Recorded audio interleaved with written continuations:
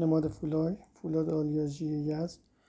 چارت 5 ساله رو داریم میبینیم، یک حرکت صعودی و بعد از اون یک اصلاح زمانی خیلی خوب و ادامه روند صعودی به صورت A, B, C.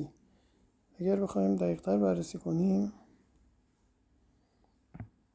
بعد از این رشد قیمت متوقف شده، سقف جدید تشکیل شده و بعد از اون نزدیکای سقف دوباره قیمت متوقف شده، یک بار دیگه حمله کرده و متوقف شده، یک محدوده مقاومتی سنگینی تشکیل شده.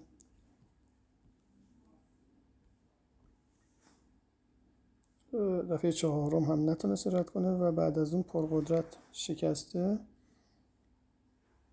و اصلاح صورت پولبک به این محدوده حمایت شده، دوباره اومده وارد این محدوده شده و دوباره حمایت شده. اگر بخوایم از نزدیکتر نمودار رو ببینیم، میتونیم یک کانال فرضی رو فعلا در نظر بگیریم به این صورت.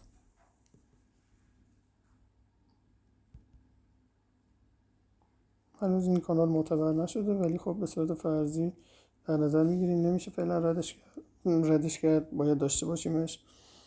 اگر بخواد واقعا این کانال عمل کنه، تا کف کانال انتظار داریم قیمت اصلاح داشته باشه.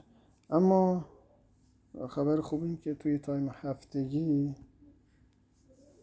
ما میتونیم ایچیموکو این سهم رو ببینیم و یک حمایت بر روی ابر کومو، ابری که به صورت افقی و ضخیم هست. این میتونه حمایت خیلی خوبی باشه و اجازه نده قیمت وارد ابر بشه. فعلا سیگنال خرید جدیدی نمیبینیم اینجا چون نزدیک مقاومت‌های قبلیش هست و تایم روزانه هم همونجور که دیدیم یک اصلاح قیمت داشتیم با 2 کندل بزرگ منفی که این خطرناکه، انتظار داریم مقداری باز اصلاح کنه و بعد از اون بخواد رشد قیمتیش شروع بشه.